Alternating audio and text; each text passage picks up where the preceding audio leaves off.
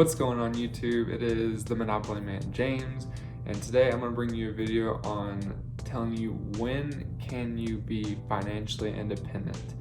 It might be a lot sooner than you thought. Stay tuned. Alright guys, we're going to have to start off by telling you what financial independent means. So that means you're making enough money from your investments to pay for your living expenses.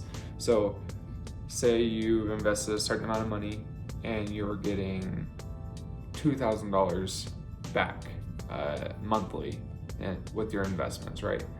So if that is what your living expenses cost, whether that be car, rent, mortgage, food, utilities, etc., all of your investment money that's coming in a month needs to either meet or exceed that amount. There's multiple different ways on getting a monthly income through investments, but the two main ones I'm going to be talking about are dividend investing in the stock market and real estate investing.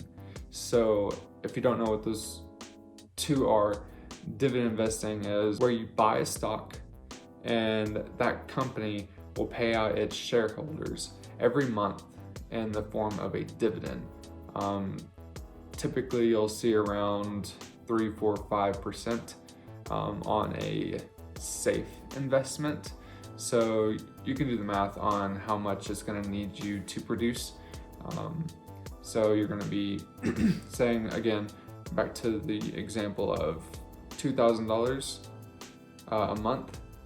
So that would mean if your dividend yield is 5% a year, then you're gonna have to, just throwing out a rough number, $400,000 invested in the stock market in the form of monthly dividends. Now, real estate, you can put a lot less of your own money and get the same amount of return. Typically, I'm seeing around a 25 to 30% return on my money. There's a bunch of different forms of real estate you can get into to make a profit, right? And one of the biggest reasons people love to get in real estate is because of the buy and hold strategy and to leverage their money.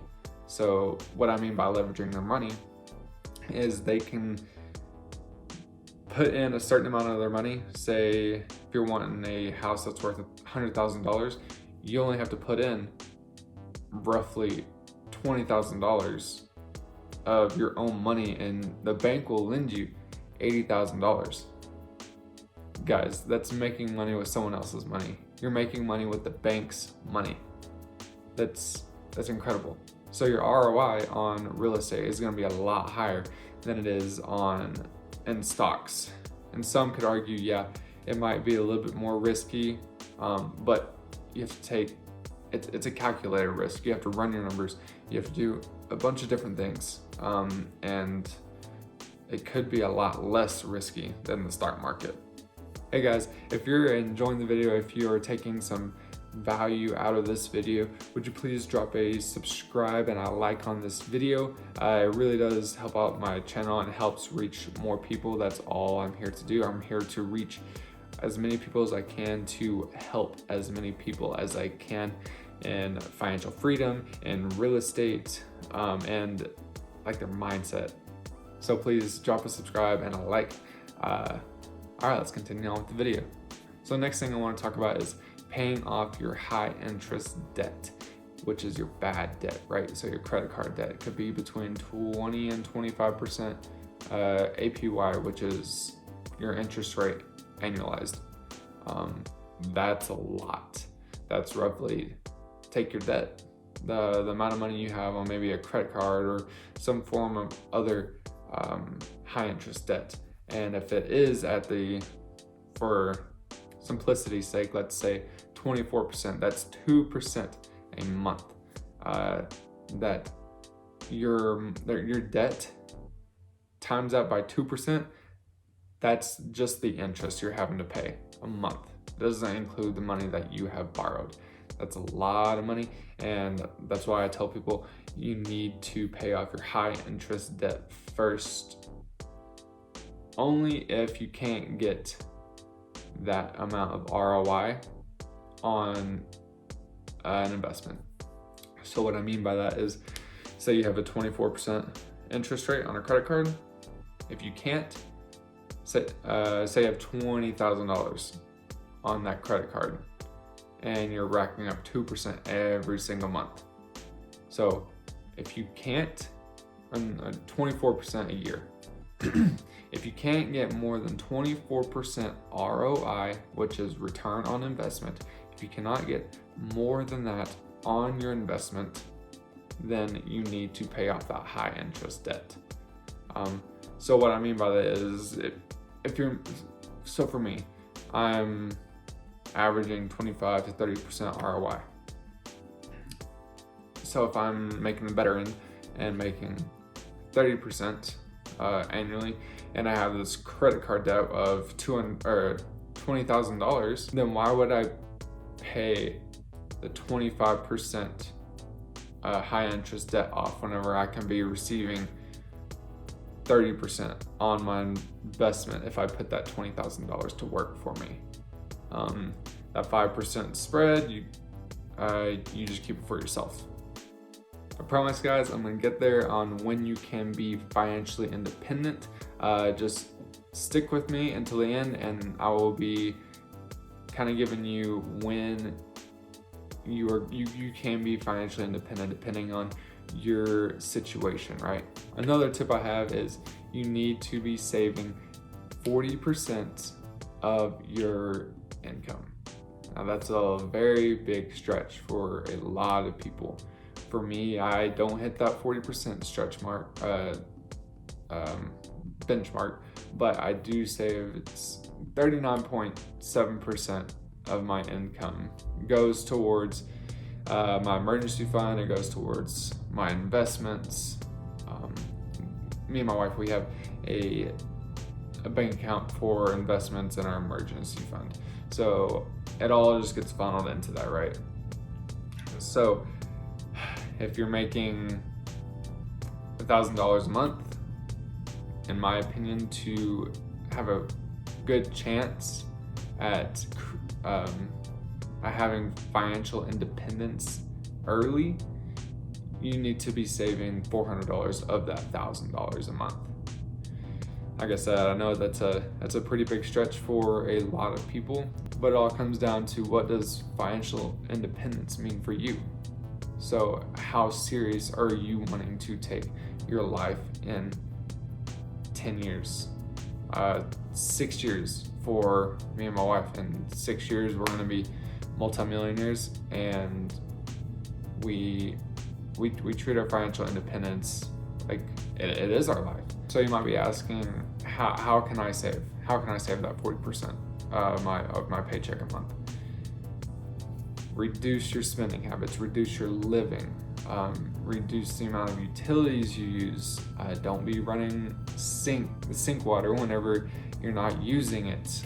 I know I have a bad habit of doing that. I'll be doing the dishes, I'll be running it, and I'll just run to the fridge real quick, give me a snack, and then come back to the dishes. That could save you $1. Who knows? Turn off the lights whenever you're leaving for the day. Saving all money on your rent or your mortgage is the biggest. Mortgages and rents are the big expense that the average American has. So reducing that alone could potentially get you to that 40%. Go live in I hate to say it, but like a crappier apartment, a crappier house that might cost you $200-$300 less a month or more to live in that crappier apartment, crappier house. I mean, like I said before, it all comes down to how much does financial independence mean to you.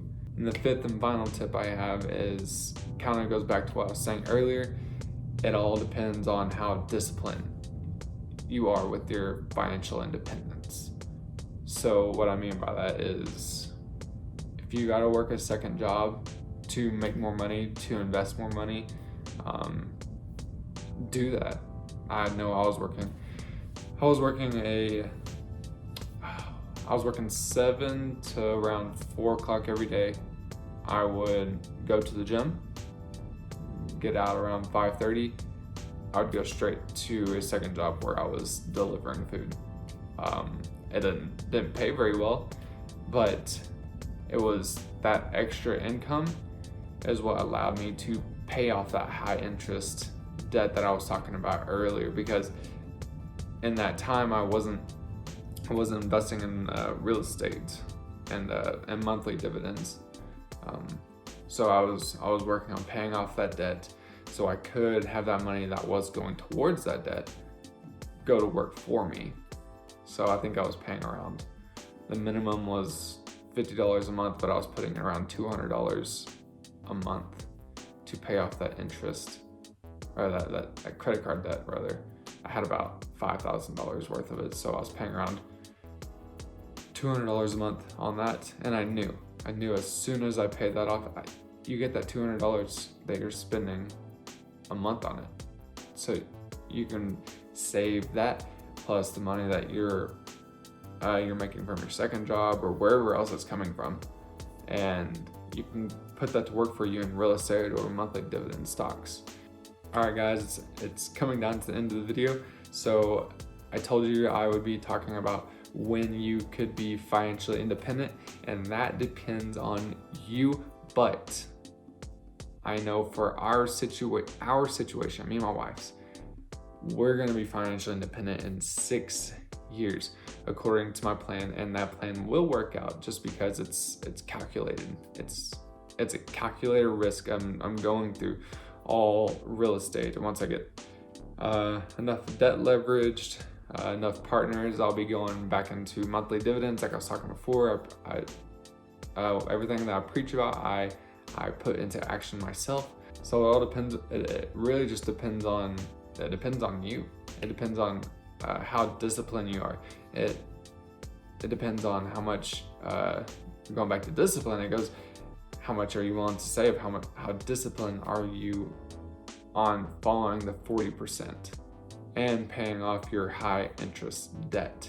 So if you are disciplined and saving 40%, paying off your high interest debt, then I don't see why not you can't be financially independent in 5 years, 6 years, 7 years. If I'm 25, so in 6 years I'll be 31. I'll be financially independent basically when I turn 30. To me, that's wild. I always had the mindset of 9 to 5, retire at 65, and live out the rest of my days basically living frugally, just because the retirement system doesn't necessarily work. All right, guys, if you enjoyed the video, please drop a comment down below. Ask any questions you have. Please drop a subscribe and a like. I bring these videos 3 times a week, if not more. That's my minimum is 3. So if you have any questions, or if you have any concerns or just general comments, please leave them down in the comment section. I will respond to every single one of them. And until next time, guys, I'm out. See you in the next one.